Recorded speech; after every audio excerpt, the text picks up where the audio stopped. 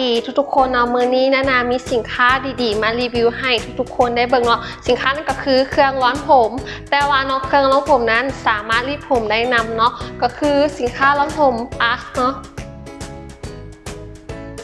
และมื้อนี้นาจะมาลองใช้ตัวจริงเลยโดยใช้แบบ2วิธีคือแบบรีดกบและแบบร้อนเนาะไปเบิ่งพร้อมกันเลยว่าจะงามบ่เริ่มแบบที่1กันเลยแบบรีดกบเนาะก็อื่นก็เปิดเครื่องร้อนเล็กก่อนเนาะเปิดเครื่องร้อนปาไว้5 นาทีอันนี้ก็คือบอลจับรีดเนาะมันจะบอฮ้อนหลายเริ่มรีดไปเลยเนาะก่อนแบ่งผมครึ่งนึงก่อน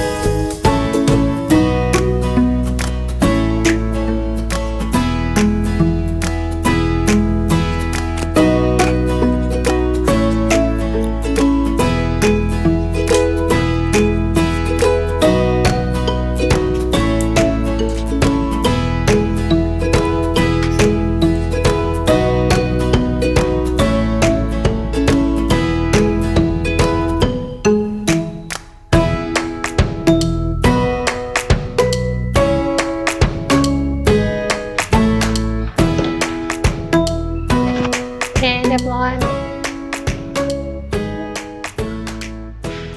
เป็นจังไดเนาะผลละออกมาแบบรีดกบเนาะงามมออันนี้คือโมดที่1คือรีดกบเนาะเอามาต่อสเต็ป2ก็คือรอนเนาะคือเฮารอนเนาะต้องเอากบตัวนี้ออกก่อนเนาะก็อันที่เอากบออกก่อนมาออกเลยออกแล้วเนาะอันนี้คือรอนเนาะเขาเอากบตัวนี้ออกเลยเมื่อเขารอน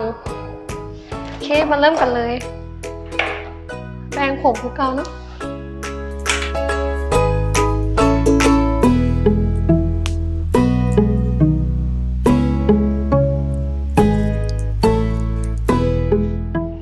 ปาไว้5 วิ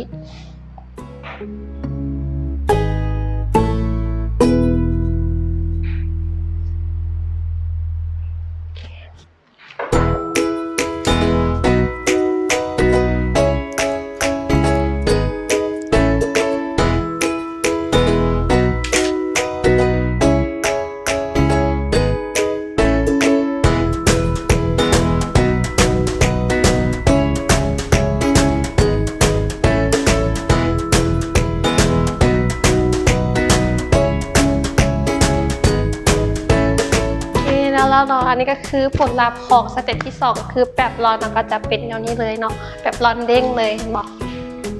เนาะเป็นชิ้นเลยเป็นจังไดเนาะจากที่นารีดและร้อนให้เบิ่งแล้วรู้สึกว่าผมนามีน้ำหนักและก็งามขึ้นเป็นบอเนาะถ้าว่าลูกค้าท่านไหนเนาะสนใจทรงผมแบบนาแล้วว่าต้องการเครื่องร้อนแบบนี้ของยี่ห้ออาร์คเนาะราคาเพียงแต่สุดคุ้มเนาะราคา 99,000 กีบเท่านั้นเนาะและมีโปรโมชั่นดีๆอีกก็คือส่งฟรี4 ตัวเมืองนครหลวงเวียงจันทร์วันนี้นาขอลาไปก่อนเนาะถ้าลูกค้าท่านใดอยากติดตามสินค้าที่นาจะรีวิวอีกเนาะเดี๋ยวนาจะมีคลิปอีกหลายๆคลิปเนาะที่ว่าจะรีวิวสินค้าให้ทุกๆคนได้เบิ่งเนาะสำหรับวันนี้นาขอลาไปก่อนบ๊ายบายสบายดี